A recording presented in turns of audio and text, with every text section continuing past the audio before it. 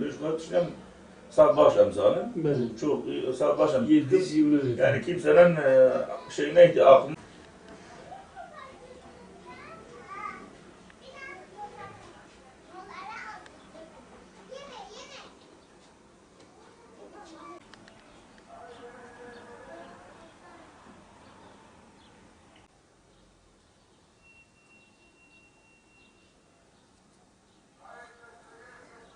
2009 Mart ayında cezam Yargıtay'da onaylandıktan sonra polis beni yakalayıp cezaevine koydu. Vücudumun %92'si felçlidir. Yani benim hastane raporlarında da bu sabittir. 97 yılında zamanın Cumhurbaşkanı Süleyman Demirel kendi af yetkisini kullanarak benim cezamı kaldırdı. O zaman adli tıp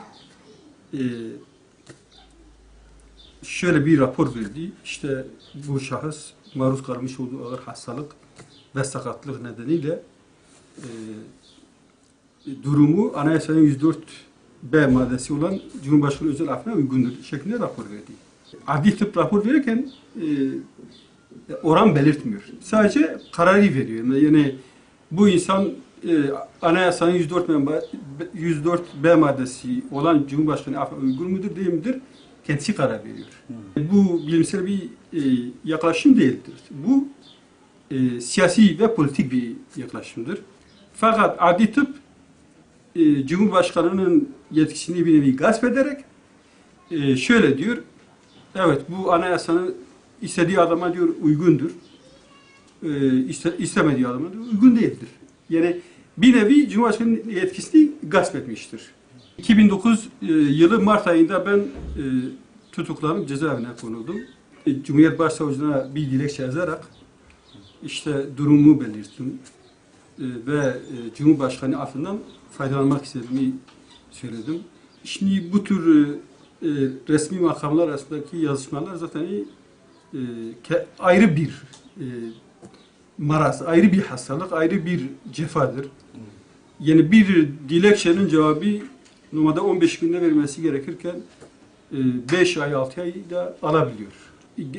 Yazışmalar 2010 Ocak ayında tamamlandı ve 2010 Ocak ayında ben adli tıpa götürüldüm. Adli tıp beni muayene ettikten sonra sadece bir insan, bir doktor geldi beni muayene etti muayene odasında ve çekip gitti. Normalde herhangi bir heyetin karşısına çıkarmadılar. Normalde hani bu tür vakalara biraz ciddiyetle yaklaşmak gerekir. 6 ay sonra gelen adli tıp raporu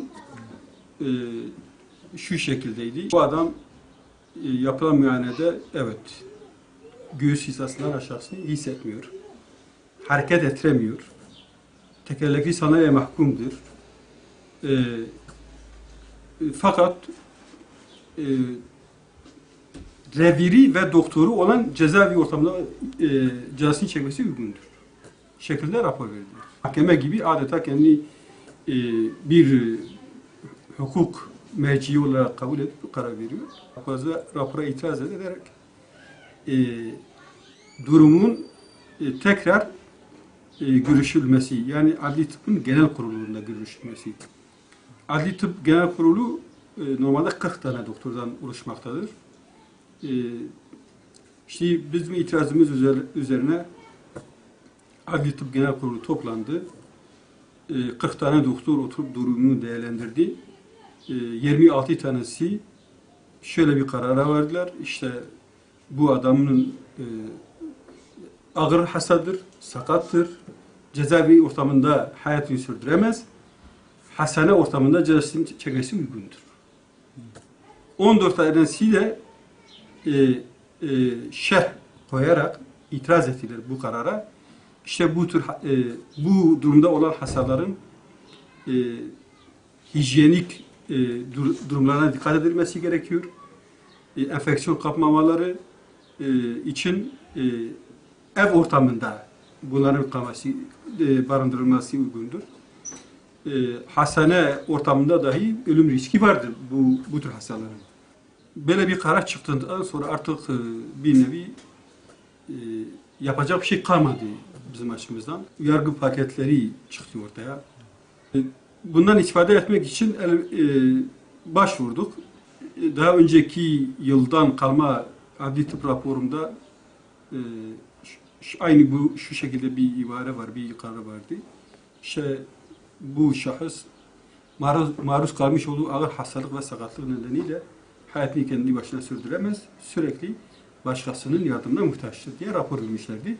O raporu verdik savcıya ve savcı da verilen bu raporla beraber beni tahliye etmeye karar verdi. Sosyal medya ortamında bir imza kampanyası açıkmıştı.